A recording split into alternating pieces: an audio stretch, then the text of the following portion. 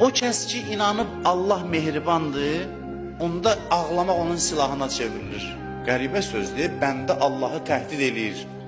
Bu Əli əleyhissalam deməsə deyərdiniz, bu nə danışır orada? Əli əleyhissalam deyir ki, silahım, adamı silahla təhdid eləyərlər.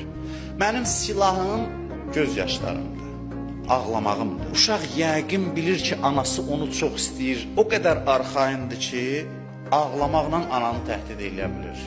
Ağlayan kimi Allah deyəcək ki, oldu, bağışladım, narahat olma.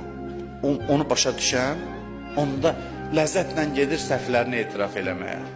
Allah qarşı tərəf deyil ki, düşmən tərəf deyil, nəuzubillah ki, bunu sərt bundan davransın. Allah anadan mehribandır, gedir etiraf etməyə, deyir bağışlamasan ağlayaram. O da deyir, yox, ağlama, ağlama, bağışladım.